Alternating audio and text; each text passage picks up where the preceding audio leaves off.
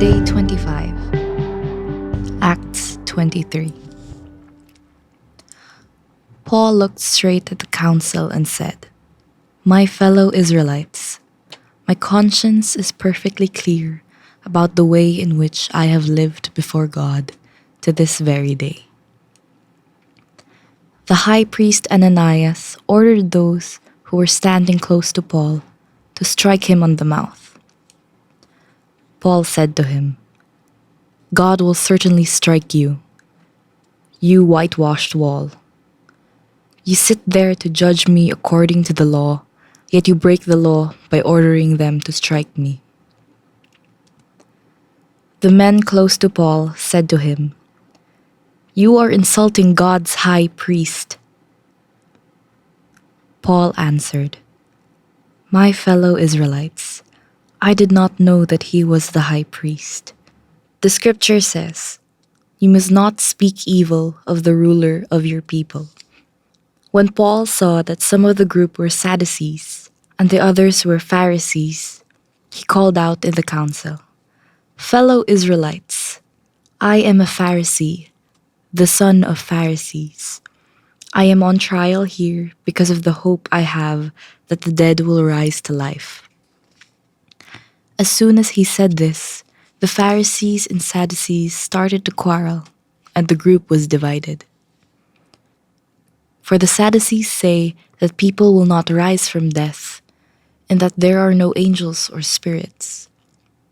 But the Pharisees believe in all three. The shouting became louder, and some of the teachers of the law, who belonged to the party of the Pharisees, stood up and protested strongly. "We cannot find a thing wrong with this man. Perhaps a spirit or an angel really did speak to him." The argument became so violent that the commander was afraid that Paul would be torn to pieces. So he ordered his soldiers to go down into the group, get Paul away from them, and take him into the fort. That night, the Lord stood by Paul and said, "Don't be afraid. You have given your witness for me here in Jerusalem, and you must also do the same in Rome." The plot against Paul's life. The next morning, some Jews met together and made a plan. They took a vow that they would not eat or drink anything until they had killed Paul. There were more than 40 who planned this together. Then they went to the chief priests and elders and said, "We have taken a solemn vow together not to eat a thing until we have killed Paul. Now then, you and the council send word to the Roman commander to bring Paul down to you, pretending that you want to get more accurate information about him. But we will be ready to kill him before he gets here." But the son of Paul's sister heard about the plot, so he went to the fort and told Paul. Then Paul called one of the officers and said to him, "Take this young man to the commander. He has something to tell him."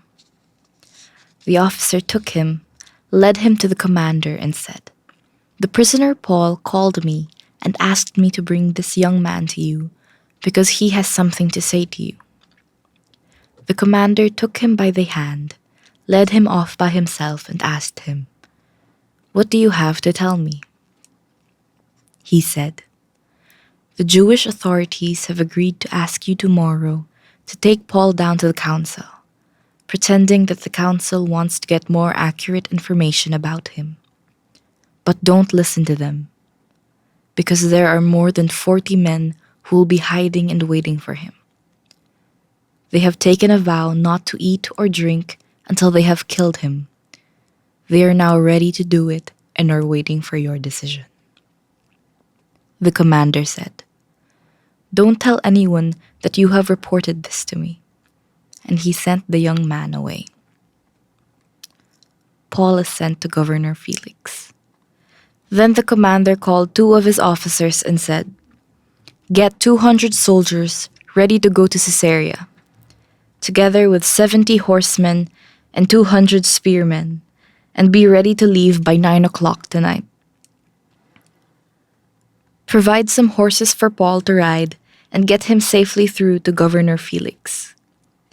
Then the commander wrote a letter that went like this: "Claudius Lysias, to His Excellency Governor Felix. Greetings. The Jews seized this man and were about to kill him. I learned that he is a Roman citizen, so I went with my soldiers and rescued him. I want to know what they were accusing him of, so I took him down to their council. I found out that he had not done a thing for which he deserved to die or be put in prison.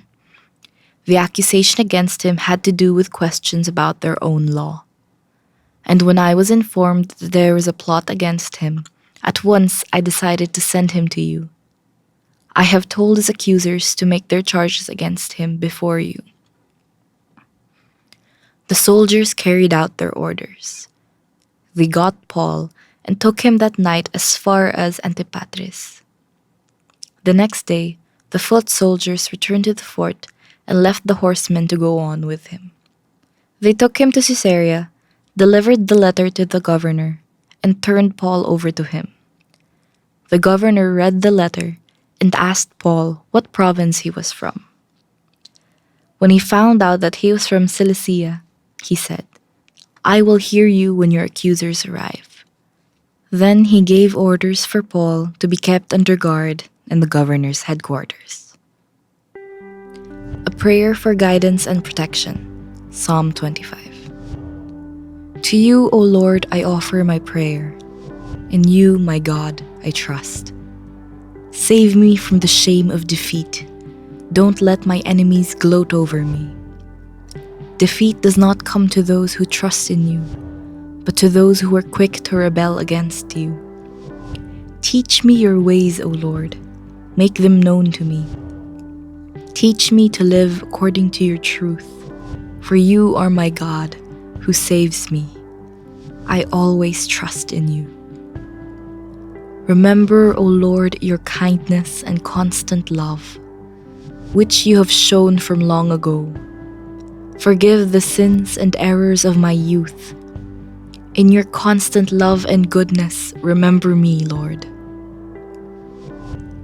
Because the Lord is righteous and good, He teaches sinners the path they should follow. He leads the humble in the right way and teaches them His will. With faithfulness and love, He leads all those who keep His covenant and obey His commands. Keep your promise, Lord, and forgive my sins, for they are many. Those who have reverence for the Lord will learn from Him the path they should follow. They will always be prosperous, and their children will possess the land. The Lord is a friend of those who obey Him, and He affirms His covenant with them. I look to the Lord for help at all times, and He rescues me from danger. Turn to me, Lord, and be merciful to me, because I am lonely and weak. Relieve me of my worries and save me from all my troubles. Consider my distress and suffering and forgive all my sins. See how many enemies I have. See how much they hate me. Protect me and save me. Keep me from defeat. I come to you for safety. May my goodness and honesty preserve me, because I trust in you. From all their troubles, O God, save your people Israel.